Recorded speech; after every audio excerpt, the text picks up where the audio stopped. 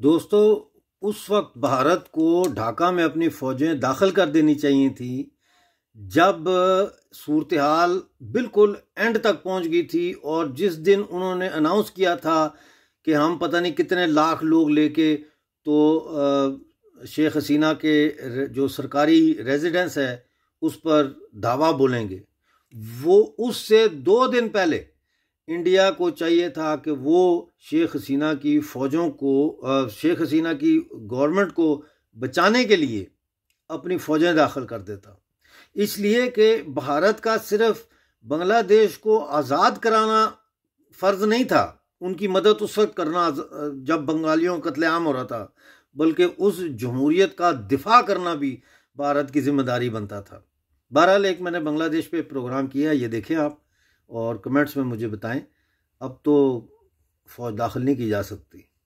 Hello and welcome to radio Himalaya news. नाजरीन, पिछले हफ्ते पाकिस्तानी स्पाई ऑर्गेनाइजेशन यानी जासूसी की जो पाकिस्तान का इदारा है ISI, उसके चीफ आसिम मलिक, जनरल आसिम मलिक की क़यादत में एक 4 रुकनी वफ्द ने ढाका बांग्लादेश का दौरा किया। इस हवाले से हमने देखा कि मीडिया पर बहुत चहमगोइयाँ हो रही हैं और ये कहा जा रहा है कि पाकिस्तान ISI के ज़रिए जो है वो बांग्लादेश में अपनी पपेट गवर्नमेंट लाने की कोशिश कर रहा है, क्योंकि वहाँ अभी इलेक्शन होने हैं।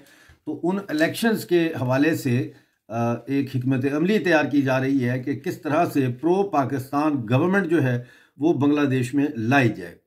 नाजरीन, इसके ऊपर सबसे पहले तो हमें जो बात समझनी चाहिए वो ये है कि बांग्लादेश जो है ये 1971 में इसलिए बनाया गया था या इसलिए आज़ाद हुआ था, बंगालियों ने आज़ादी हासिल की थी कि पाकिस्तान, वेस्ट पाकिस्तान की आर्मी जो है उन्होंने बड़े मजालिम ढाए थे और शेख मुजीबुर रहमान के 1970 के जनरल इलेक्शंस में वाज़ेह अक्सरियत जीतने के बावजूद पाकिस्तान की जो वेस्ट पाकिस्तान का हिस्सा था उसकी जो ब्यूरोक्रेसी थी, उन्होंने ये सोच कर इक़्तिदार मुजीबुर रहमान के हवाले नहीं किया कि इस तरह से वेस्ट पाकिस्तान जो है उसकी जो ताकत है वो कम हो जाएगी।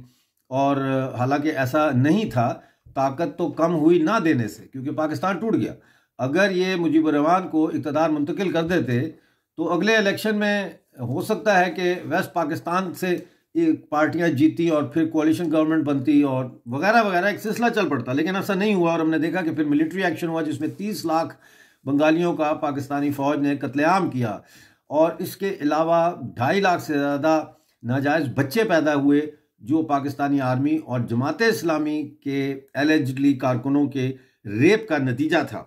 नाजरीन, इस वक्त जो सूरत हाल है वो ये है कि ख़ुद बांग्लादेश की फ़ौज जो है वो तकसीम है और जो लेफ्टिनेंट जनरल फैज़ुर रहमान हैं, क्वार्टर मास्टर जनरल बांग्लादेश फ़ौज के, वो प्रो पाकिस्तान हैं और उनके इस्लामिस्ट जो है यानी जमात इस्लामी और इस किस्म की जो वहाँ पे तंजीमें हैं उनसे गहरे रवाबत बताए जाते हैं।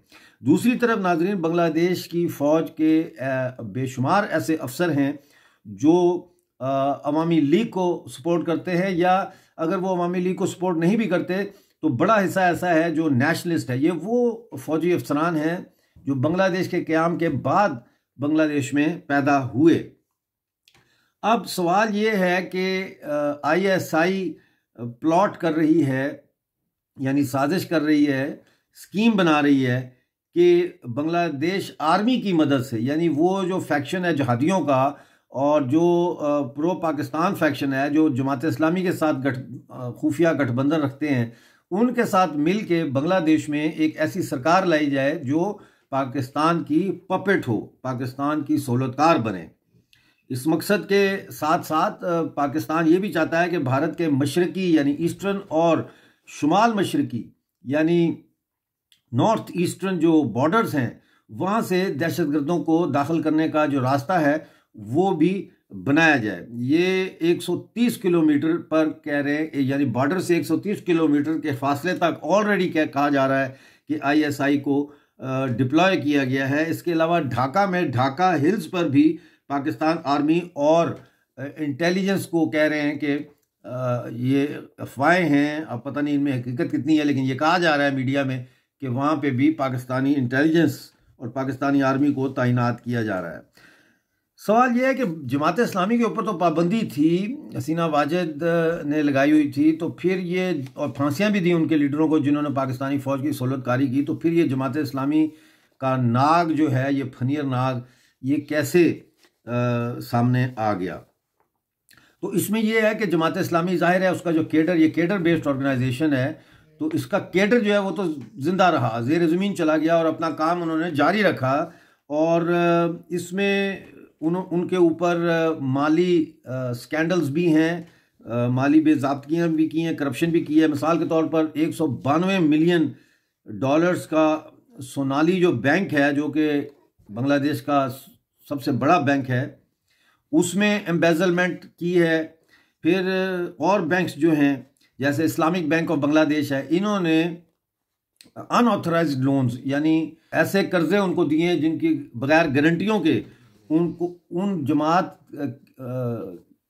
उन फर्म्स को कर्जे दिए, उन कारोबारी इदारों को कर्जे दिए जिनका ताल्लुक जमात से किसी न किसी तरह से है, तो उधर से वो पैसा फिर जमात को मिलता रहा है। फिर मनी लॉन्ड्रिंग में अरबों डॉलर जो है वो कहा जा रहा है कि जमात के मुल्क से बाहर पड़े हैं, जो इन्होंने तजारत के ज़रिए जो है मिस इन्वॉइसिंग करके, यानी इन्वॉइसिंग में हेरा फेरी करके, तो ये बैरून मुल्क जो है ये रकमें पहुँचाई हैं, और वो उन रकमों से जो है बांग्लादेश में वो अपना काम उन्होंने जारी रखा होता, ख़ास तौर पर देहाती इलाकों में।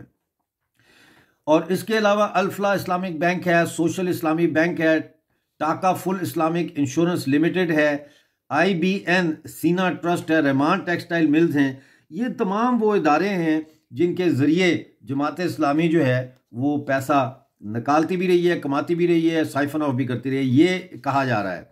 और ये पूरी रिपोर्ट जो है न्यूज़ 18 इंडिया के टीवी चैनल पे आ चुकी है, और मैंने वहीं से ये बैंकों के नाम जो है लिए हैं और आपके सामने पेश कर रहा हूँ।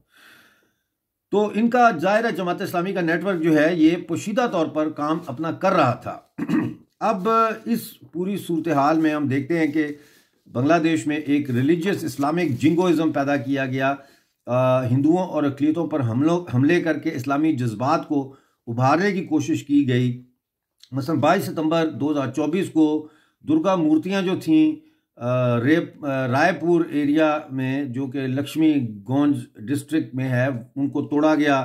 फिर फुल झूरी में मूर्तियों को तोड़ा गया। इसी तरह गाला छिपा मंदिर जो है बारगुना में, वहाँ पे भी तोड़ फोड़ की गई। फिर 11 अक्टूबर को दोबारा जो है वो रायपुर के एरिया लक्ष्मी गंज में जो है वो दुर्गा माँ की मूर्तियाँ तोड़ी गईं।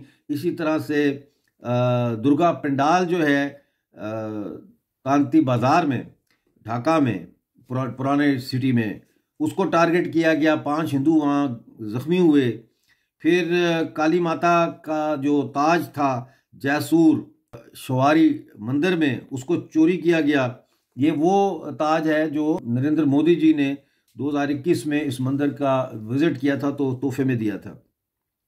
अब नाज़रीन, यहाँ पे ये बात समझने वाली है कि ISI को तो ये पता है कि खालिदा ज़िया जो है वो बीमार है और इक़्तिदार में वापस नहीं आ सकती, लिहाजा अब ISI जो है वो जमात इस्लामी के जो लीडर्स हैं या ऑर्गेनाइजेशनल स्ट्रक्चर है उस पे और बांग्लादेश की आर्मी के प्रो पाकिस्तान एलिमेंट पर इन्हिसार कर रही है अगले इलेक्शन में प्रो पाकिस्तान गवर्नमेंट लाने के लिए। और यूनुस जो है बांग्लादेश के जो चीफ एग्जीक्यूटिव हैं मोहम्मद यूनुस, वो पूरी कोशिश कर रहे हैं, फ़ौज के दबाव भी है, जमात का दबाव भी है, और वो रास्ता हमवार कर रहे हैं। जिस तरह से अब फ्री ट्रेड एग्रीमेंट हुआ है बांग्लादेश और पाकिस्तान के दरमियान, जिससे अब बहरी जहाज जो है वो पाकिस्तान से सीधा बांग्लादेश जाएंगे, ना कि पहले श्रीलंका जाएंगे और फिर दूसरी जगह घूम के बांग्लादेश जाएंगे, अब सीधा जाएंगे। दूसरा एक और कल जो आया है फैसला वो ये है कि जो पाकिस्तान का कार्गो है इसका कस्टम चेक नहीं होगा, इसकी चेकिंग नहीं होगी किसी किस्म की।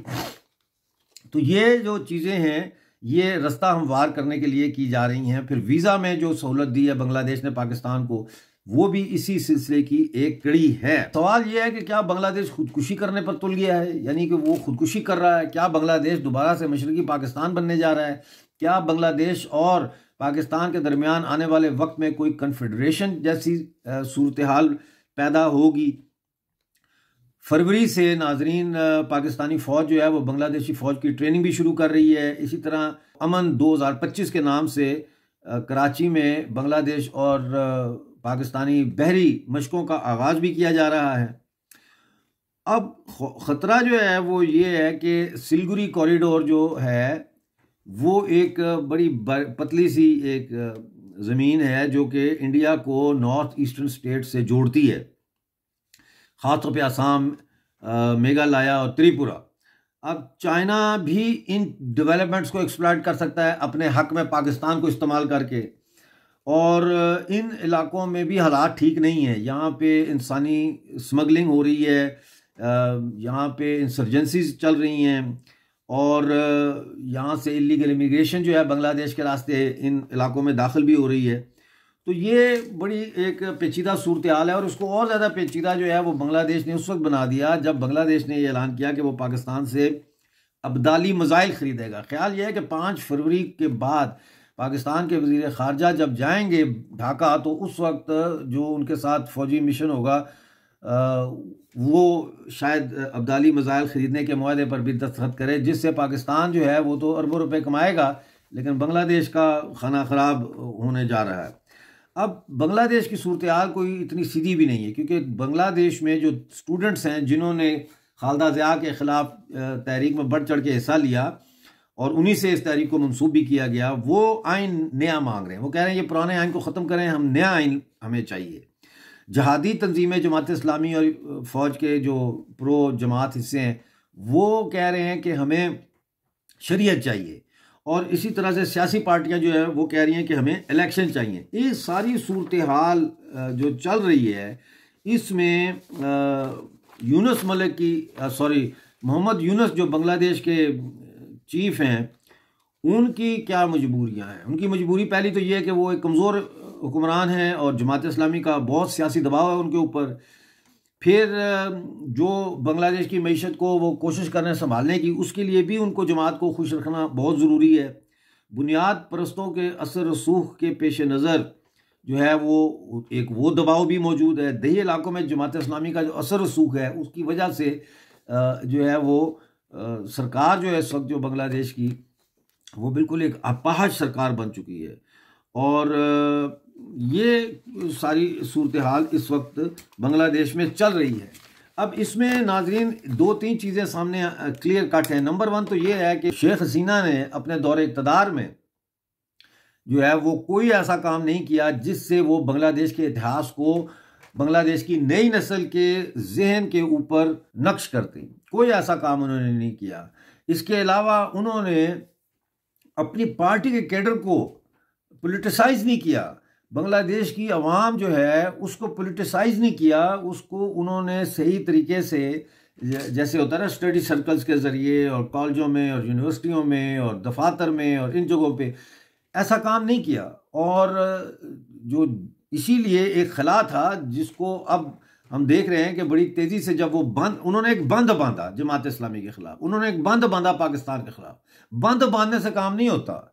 बंद के पीछे जो पानी जमा होता रहता है वो फिर इतना हो जाता है कि वो बंद उसको रोक नहीं सकता, वो फिर टूट जाता है। वो यही हुआ है बांग्लादेश में, वो बंद टूट गया। इंडिया बड़ा परेशान है। इंडिया को क्या करना चाहिए? उस वक्त भारत को ढाका में अपनी फौजें दाखिल कर देनी चाहिए थी जब सूरत हाल बिल्कुल एंड तक पहुंच गई थी, और जिस दिन उन्होंने अनाउंस किया था कि हम पता नहीं कितने लाख लोग लेके तो शेख हसीना के जो सरकारी रेजिडेंस है उस पर धावा बोलेंगे, वो उससे 2 दिन पहले इंडिया को चाहिए था कि वो शेख हसीना की फ़ौजों को शेख हसीना की गवर्नमेंट को बचाने के लिए अपनी फ़ौजें दाखिल कर देता।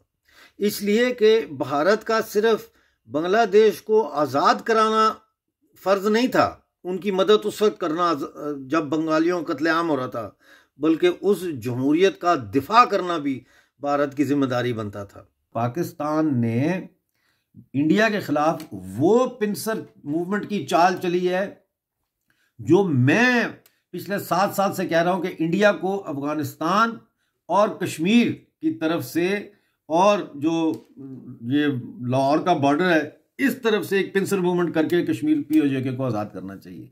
पीओजेके को तो अभी तक हम आज़ाद नहीं करवा सके, लेकिन लगता यह है कि बांग्लादेश भी अब शायद एक लंबे अरसे के लिए हमारे हाथों से फिसल रहा है। देखते रहिए रेडियो हिमालय। कमेंट्स में बताइए आज का प्रोग्राम कैसा लगा। वीडियो को लाइक करें, शेयर करें और ज्वाइन का हमने ऑप्शन दिया है, प्लीज़ इसको ज्वाइन करें। Thank you very much.